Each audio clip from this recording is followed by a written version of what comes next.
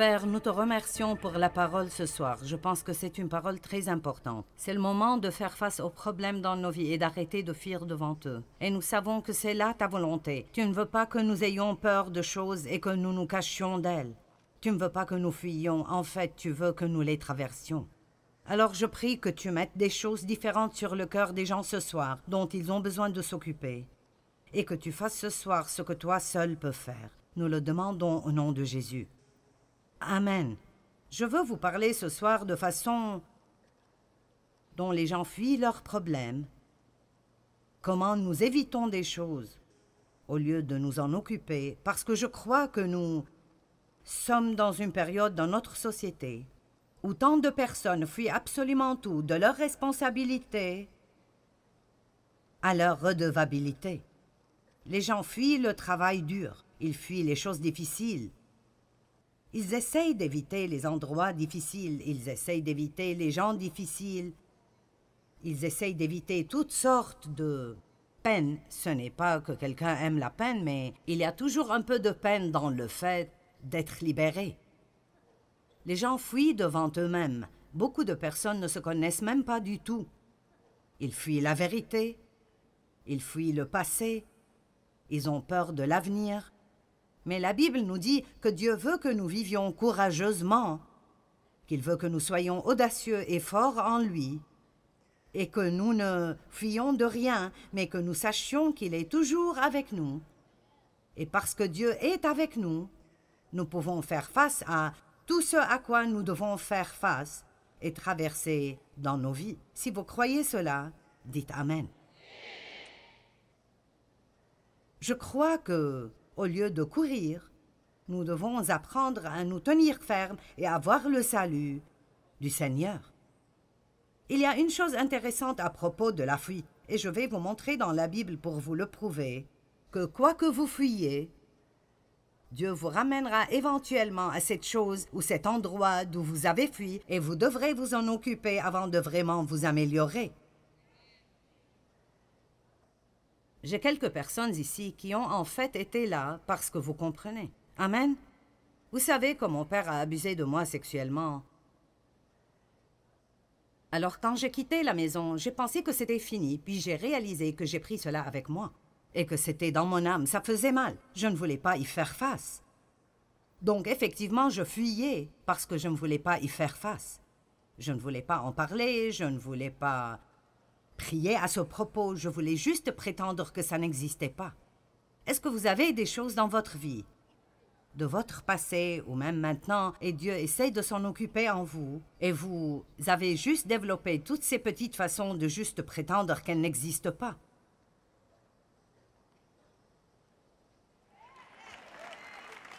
Parce que vous ne voulez pas vous en occuper. Laissez-moi vous dire quelque chose. Mettre les choses sous le tapis, façon de parler, est en fait une chose très dangereuse. Juste parce que vous avez choisi de ne pas les regarder ne veut pas dire qu'elles ne sont pas là. Et Dieu nous a oints pour nous occuper des choses et pas pour fuir. Eh bien, éventuellement, et je ne suggère pas que quiconque fasse ce que Dieu m'a fait faire, je suggère néanmoins que vous fassiez tout ce que Dieu vous demande de faire. Vous n'avez pas besoin de faire ce que Dieu m'a demandé de faire, mais vous devez faire ce que Dieu vous demande de faire, et il nous guide de façon différente. Donc, je priais un jour et j'ai senti que Dieu me disait « Le moment n'est pas encore arrivé, mais le moment viendra où tu devras aller et confronter ton Père à propos de ce qu'il t'a fait. » Si vous savez déjà ce qu'est l'abus sexuel parce que c'est arrivé avec vous ou parce que vous connaissez quelqu'un avec qui ceci est arrivé, tout cela opère basé sur ce secret horrible. Ne dis à personne, ne dis pas à ta mère, ne laisse personne savoir. L'agresseur vous dit que c'est une bonne chose, mais en même temps, il vous dit de le cacher, ce qui n'a pas de sens du tout. Donc j'ai passé ma vie entière à cacher tout ce qu'il me faisait. J'avais peur de dire à quiconque. Et La dernière personne que je pouvais confronter était lui. Je me souviens qu'une fois, je lui ai écrit une lettre lui disant combien ce qu'il faisait me rendait misérable. Et j'ai eu tant de problèmes et j'ai été punie. Et alors j'ai eu peur de même essayer de lui dire quoi que ce soit de nouveau. Et l'une des choses les plus dévastatrices pour moi était d'être forcée d'agir comme si j'aimais quelque chose qu'en fait je haïssais et je détestais. C'était de la manipulation et du contrôle de la pire manière.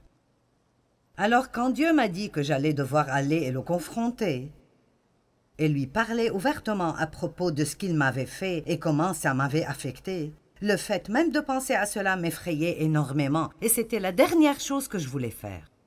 Et j'étais vraiment heureuse quand ce jour, Dieu m'a dit « Le moment n'est pas venu, mais il arrivera. » Et alors peut-être que je pourrais vous dire ce soir que Dieu veut juste que vous vous apprêtiez, au moins mentalement, pour que vous soyez prêts à vous occuper de choses dont vous devez vous occuper pour aller bien.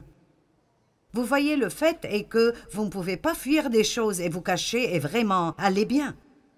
Que ce soit un péché dans votre vie dont vous devez vous occuper avec Dieu, que vous ayez besoin de faire des restitutions à quelqu'un que vous avez vraiment peiné et blessé, peut-être que quelqu'un dans votre vie vous a vraiment maltraité, et il vit dans ce monde de fantaisie où ça ne l'a même pas gêné. Et pour son bien, vous devez retourner et d'une façon aimante vous asseoir et le confronter et lui dire ce qu'il vous a fait et comment vous vous êtes senti. Parfois, vous ne pouvez pas avancer sans cela. Et je sais que pas tous d'entre vous sont blessés, comme j'ai été blessée ou comme d'autres personnes ici ont été blessées. Mais je crois que ce que je vais partager avec vous peut être appliqué à chacun d'entre nous d'une certaine façon ou d'une autre, même les gens qui laissent les autres personnes les manipuler parce qu'ils ont peur de les énerver. Ne laissez pas quelqu'un d'autre voler votre vie parce que vous avez peur de leur dire « Tu n'as vraiment pas le droit de me contrôler et de me manipuler et je ne te laisserai pas continuer à le faire. » Quelqu'un peut dire « Amen » ? Nous voulons être sous l'autorité divine et être soumis, mais cela ne veut pas dire que vous laissez quelqu'un d'autre vous manipuler et vous contrôler et vivre votre vie pour vous. Nous devons vouloir plaire à Dieu et pas plaire aux gens. J'étais heureuse que Dieu ne m'a pas fait faire cela tout de suite parce que je n'étais pas prête. Je ne sais pas combien de temps est passé, peut-être 2 ans, et je passais du temps avec le Seigneur un jour, et je veux dire, juste au milieu de la prière, j'ai entendu le Saint-Esprit dire « C'est le moment ». Oh mon Dieu, eh bien, je tremblais tellement et j'avais si peur. Mais Dave est venu avec moi et je me suis assise devant mon père. Et ma mère était là et j'étais vraiment anxieuse à propos de ce qui allait arriver avec elle parce qu'elle avait déjà eu une dépression nerveuse, parce qu'elle ne s'était pas occupée de ses propres problèmes. Et je ne voulais pas la rendre malade de nouveau et je suis revenue à essayer de protéger une mère qui ne m'a jamais protégée. C'est plutôt intéressant, n'est-ce pas? Comment vous arrivez dans ces choses stupides? Me voici, en train d'essayer de la protéger, elle qui ne m'a jamais protégée. Et alors c'était une scène effrayante, mais je me souviens de l'avoir confrontée en disant « Nous devons parler de ce que tu m'as fait ». Et là, il s'est énervé et a commencé à hurler toutes sortes de choses. « Eh bien, tu voulais que je le fasse ?» J'ai dit « Ceci est ridicule. Tu me contrôlais par la peur et je te haïssais et je haïssais chacune des choses que tu as faites avec moi. » Et donc, je lui ai juste dit « Ce que tu m'as fait m'a vraiment blessée et ça a vraiment causé beaucoup de problèmes dans ma vie. Et j'avais juste besoin de te dire comment ça me fait me sentir. » Mais je lui ai aussi dit qu'en raison de mon amour pour Dieu, j'étais prête à lui pardonner. Mais je voulais qu'il s'en occupe pour qu'il puisse aller mieux et ne pas juste enfuir et s'en cacher. Eh bien, vous savez, ça ne s'est pas terminé comme j'aurais aimé que ça se termine, mais j'ai obéi à Dieu. Et alors une porte de liberté s'est ouverte pour moi qui n'aurait jamais été ouverte si j'avais continué à laisser la peur de l'homme me manipuler et me contrôler. Dieu n'est pas content de nous quand nous avons plus peur de l'homme que nous avons une crainte révérentielle pour Dieu. Je ne dis pas d'avoir peur de Dieu, mais quand Dieu dit que c'est le moment de nous occuper de cela, c'est le moment de nous occuper de cela et nos vies ne marcheront pas bien si nous ne le faisons pas. J'ai dit cela ce matin et je le dirai de nouveau pour beaucoup d'entre vous. Je viens avec une parole prophétique ce soir en vous disant, c'est le moment. C'est le moment de sortir ces choses de sous le tapis que vous avez entassées là-dessous. Vous ne voulez pas entasser ces choses. Vous devez vous occuper de ces choses parce que sinon elles s'occuperont de vous. Elles vous voleront votre joie et elles seront juste plus profondément enracinées à l'intérieur de vous. Et cela causera des problèmes très, très profonds. Nous ne voulons pas fuir même de quelque chose d'aussi petit que de nettoyer une stupide armoire ou bien de faire le ménage dans notre maison. Nous devons arrêter d'agir comme si tout nous accablait et savoir qui nous sommes en Christ, qu'il est Emmanuel, Dieu avec nous, qu'il est en nous et le plus grand vit en nous. Ne chantons pas juste des chants à ce propos, vivons-le. Amen. Et alors, j'ai trouvé que Dieu m'a fait retourner pour confronter certaines choses avant que je ne puisse vraiment aller mieux et continuer. J'ai aussi eu beaucoup de difficultés avec des personnes qui étaient comme mon père. Si vous avez été élevé par quelqu'un qui a un certain type de personnalité et ils vous ont vraiment maltraité, vous aurez peut-être la même réaction que moi. Eh bien, ma mère était vraiment faible et elle ne faisait pas face à mon père, même si elle savait ce qu'il faisait. Et alors j'ai grandi en haïssant la faiblesse. Je veux dire, je détestais la faiblesse. Je ne voulais entendre personne en train de grogner et de dire « Je ne peux pas, c'est juste trop dur ». Ça m'énervait vraiment. Et je suis devenue l'une de ce genre de personnes. Je ferai tout ce que je veux faire. Eh bien, ceci a un bon côté parce que ça m'a aidé à persévérer et même à faire beaucoup des choses que je fais aujourd'hui. Mais je ne pouvais pas laisser cela devenir comme si je voulais que tout le monde dans le monde entier soit comme moi et déteste tout le monde qui n'est pas fort. J'avais aussi un problème avec la personnalité de mon père et alors j'avais deux façons d'agir avec les gens. Soit je sortais avec quelqu'un que je pouvais contrôler, ou si je sortais avec quelqu'un de vraiment fort, je me soumettais de nouveau comme je le faisais devant l'autorité de mon père et je le laissais me contrôler. Et ce n'est pas une façon de vivre. Nous avons besoin d'être libres d'être nous-mêmes, d'être ce que Dieu nous a créés pour être, de prendre nos propres décisions, de vivre notre propre vie, de vivre pour plaire à Dieu et non pour être manipulés et contrôlés par le passé ou par les personnes de notre passé. Amen. Quoi que l'on vous ait fait, vous n'avez pas à continuer à saigner pour le reste de votre vie. Donc, quand vous fuyez quelque chose, ultimement, Dieu vous fera revenir et y faire face. Moïse, Actes chapitre 7, verset 22.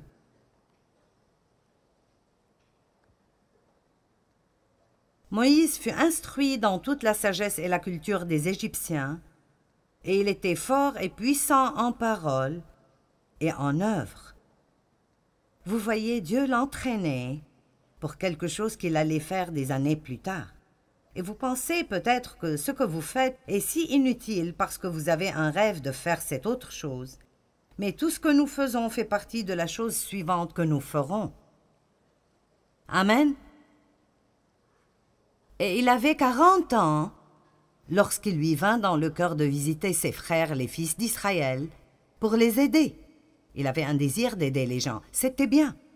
Il en vit un qu'on maltraitait injustement. Et prenant la défense de l'homme opprimé, il le vengea et frappa l'Égyptien et le tua.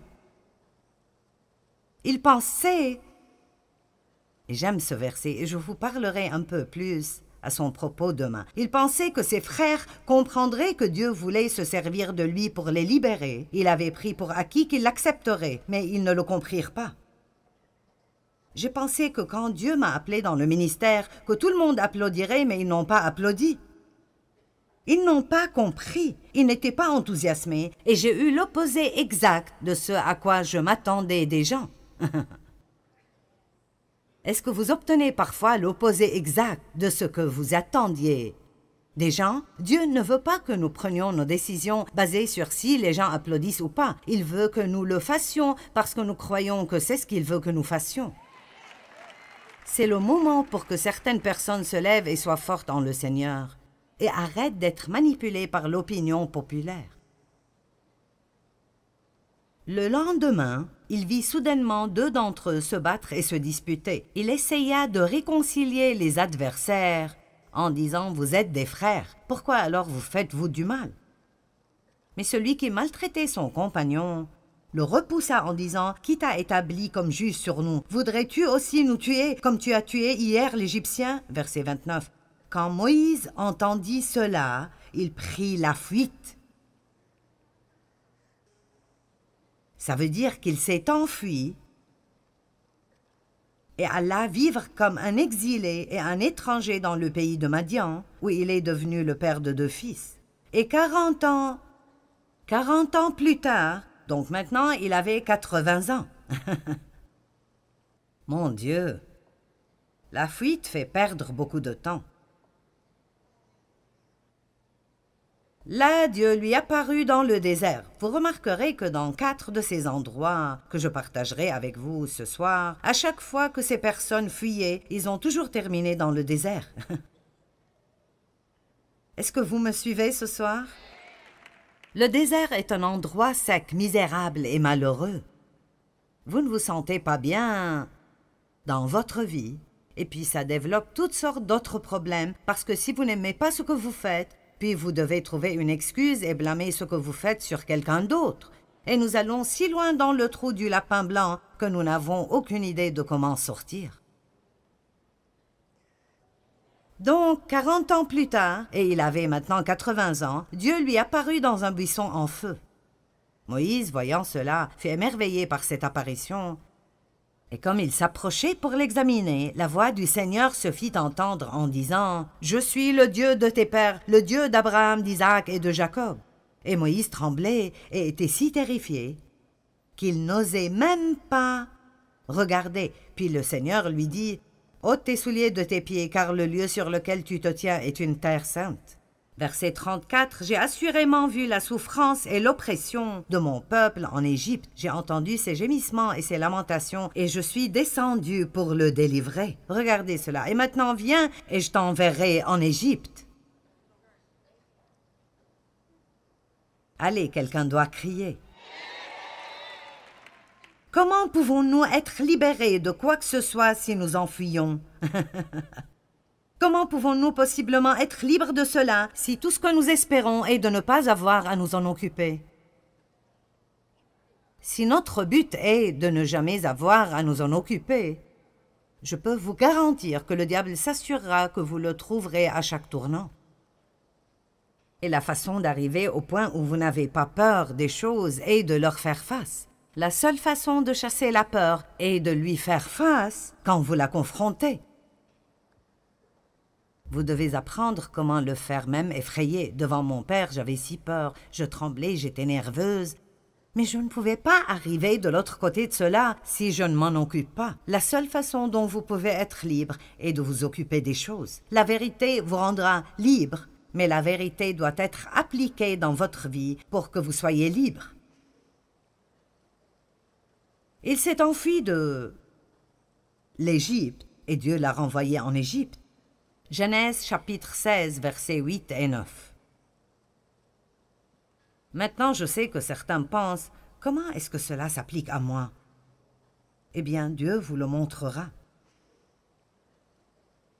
Je pense que certaines personnes ont des choses enfouies si profondément en eux qu'elles sont sous tellement de couches, elles leur font toujours mal et leur causent de la peine. Mais ils ne réalisent même pas que c'est un problème. Genèse chapitre 16, versets 8 et 9. Maintenant, ceci est une situation où Dieu a promis un enfant à Abraham et Sarah ne devenait pas enceinte assez rapidement. Et plusieurs années sont passées et elle était déçue, alors elle a trouvé cette idée très charnelle et lumineuse qu'elle ferait de sa servante, Agar, la femme secondaire de son mari. Et vous penserez que n'importe quelle femme serait plus intelligente que cela, mais elle ne l'était pas. Et Agar est devenue enceinte, et puis elle a développé une attitude envers Sarah. Aujourd'hui, ce serait quelque chose comme « je suis enceinte et tu ne l'es pas ».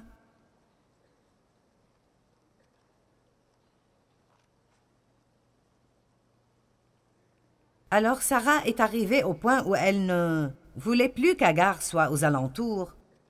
Donc Abraham l'a fait partir.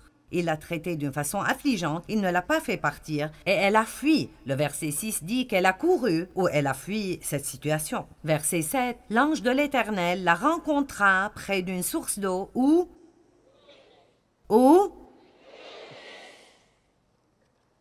sur le chemin de Chour, il lui demanda, « Agar, servante de Sarai, d'où viens-tu et où vas-tu » Elle répondit, « Je m'enfuis de chez ma maîtresse. » Et regardez ce que Dieu lui a dit. Il n'a pas dit « Je comprends, fuis vite ».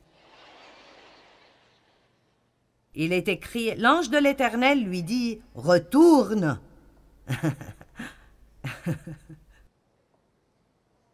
Eh bien, retourne auprès de ta maîtresse et humilie-toi devant elle. Maintenant, quel genre de chose est cela? Ici, cette femme, Sarai, la maltraite. Elle fuit cette situation et ça semble être une chose raisonnable à faire. Écoutez-moi, juste parce que vous voulez fuir d'un endroit qui vous est inconfortable, ça ne veut pas dire que Dieu veut que vous partiez.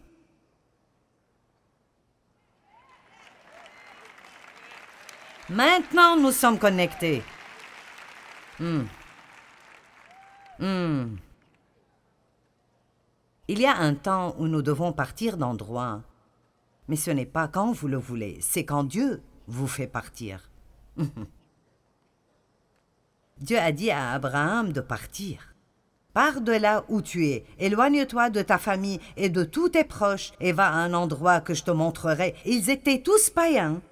Et Dieu ne pouvait rien faire avec Abraham avant qu'il s'éloigne d'eux. Dieu vous dit peut-être de vous éloigner de certains amis non pieux. Il vous dit peut-être de quitter un travail où ils vous font faire des choses qui sont pécheresses. Mais il y a beaucoup d'autres moments quand nous laissons un endroit juste parce que nous ne sommes pas traités de la façon dont nous pensons que nous méritons d'être traités. Et peut-être qu'apprendre comment régler certaines de ces choses est exactement ce que Dieu veut et il nous a placés à l'endroit où il veut que nous soyons. Je travaillais dans un autre ministère pendant 5 ans et je ne sentais pas que j'étais traitée comme il faut. Et c'était dur, je veux dire au maximum, c'était dur. C'était l'une des choses les plus difficiles que j'ai faites dans ma vie entière, de ne pas juste me lever et d'après mon style de faire les choses, dire « je ne continue plus ».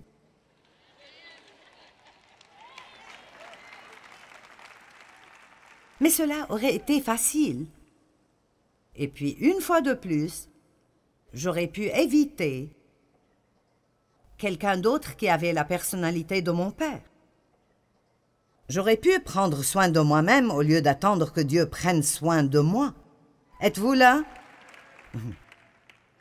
Et je savais dans les profondeurs de mes entrailles que Dieu ne voulait pas encore que je parte. Juste parce que vous voulez faire quelque chose, ça ne veut pas dire que vous pourrez le faire. Dois-je dire ça de nouveau? Juste parce que vous voulez faire quelque chose, ça ne veut pas dire que vous pourrez le faire. Si nous allons être vraiment soumis à Dieu, pensez-vous que c'était facile pour Dave de rester avec moi les premières années de notre mariage? Ça ne pourrait pas l'être. Et je ne pense pas que Dave a vraiment un jour sérieusement pensé partir, mais il est finalement arrivé au point où il m'a dit « Si tu continues d'agir comme tu agis, je ne suis pas sûr de ce qui va se passer. » Et ceci était en quelque sorte comme si Dave disait « Je pourrais très bien abandonner si cela continue. » Et je savais qu'il n'était pas le type de personne qui ferait des menaces. Il m'a épousée parce qu'il sentait dans son cœur qu'il était supposé le faire, et il était engagé à rester jusqu'à la fin. Et je crois que parfois Dieu prendra un chrétien mature et il le mettra avec quelqu'un qui est brisé et qui a besoin d'aide. Oui, je sais que certains d'entre vous disent « Oh mon Dieu !» Dans notre société, nous sommes devenus accros au confort. La Bible dit que nous devons servir Dieu, que ça nous convienne ou pas, que ce soit confortable ou pas, pendant la saison ou hors saison.